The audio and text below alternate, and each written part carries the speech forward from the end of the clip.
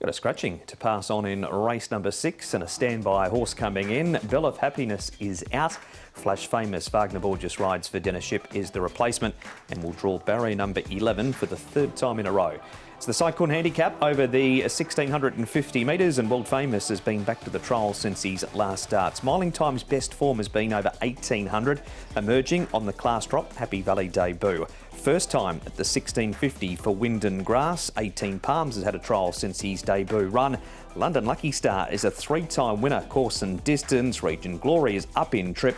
And Gallant Hero having his second look, Nick, over the 1650. He did run 3rd at his first go over the distance. Yeah, let's take a look at the speed map. Look, there probably isn't a great deal of pace on in here, and it might just be up for grabs with a horse like World Famous, who's downgraded. He is just 1 from 1 in this grade, so look, he might just try and boss this race, possibly from the front. Regent Glory and 18 Palms. Now, he wasn't too far off them on debut. He's actually got draw number 1, so Zach should be able to get a lovely run round against the rails on him, and very likely raced horse, so could well be to his advantage. London Lucky Star and co-partner Era, Paul 2, that probably won't be too far away. The latter's drawn 2. Yeah, he has, isn't he? Flash Famous comes into the race but gets back, drawn wide, so he'll go back. Gallant Hero as well. As you say, 18 Palms should get a nice trail, and Zach will be going, what's that white thing on the inside there? After drawing in 12s and 11s in the previous races. Well, speaking of Zach, here he is to see if indeed he did say what's that white thing on the inside when he gets on 18 Palms.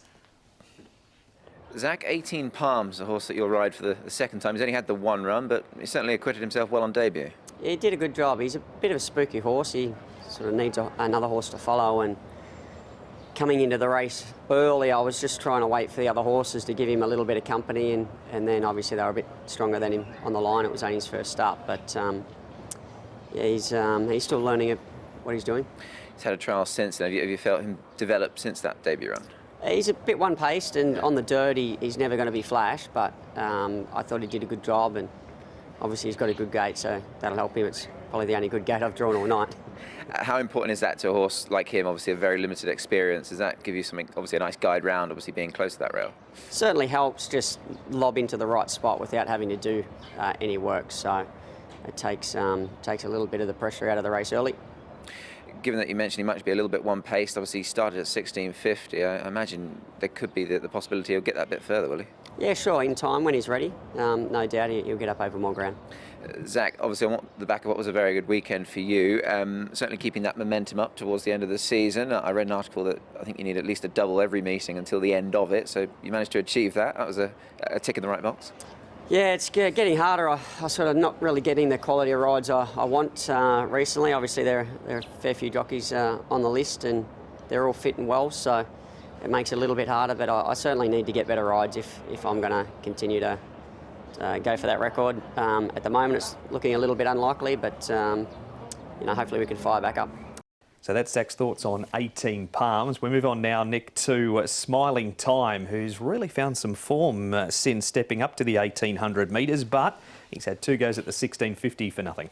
Yeah, which is interesting. Look, I love his consistency. He's racing extremely well. Obviously, he's been beaten by Nicholson Returns in his last couple, so there'll be no Nicholson Returns in this race. I'm sure he'd be glad of that. But look, he's £9 higher than his last win now. He's racing well, Paul. I think you could make some sort of case for him, but he clearly is suited to a little bit further. Yeah, he is. Look, he was 19 zip, and then he's gone first, 4th, 2nd, 3rd, 2nd.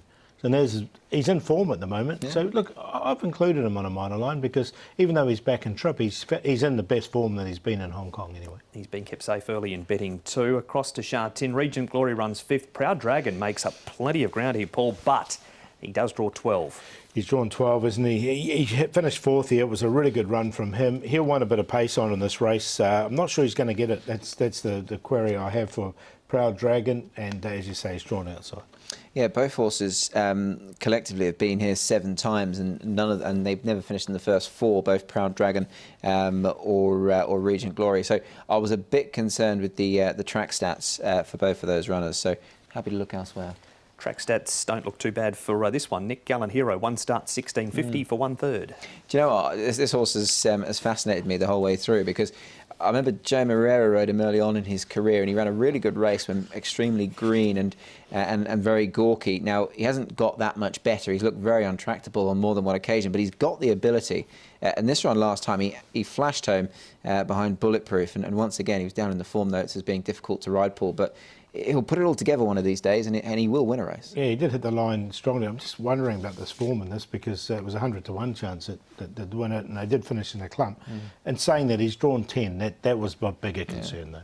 Okay, and finally, Paul, London Lucky Star. He's been a Class 5 revelation at Happy Valley since he's been switched across. Can you write him off up in grade? Well, no, this is the thing. I mean, I haven't included him because he is up in grade. That was just the query I had, but look, he can't knock his form at the moment. He's going well enough, and it was a strong win here. It was, and you know what? One thing I will say for his case, as far as going up in grade, he has actually placed in this company, so it's not as if he can't compete. So he's been there before. He's run well. I mean, he's probably never come into a Class 4 in this sort of form. So you'd be hard pushed to really write him off.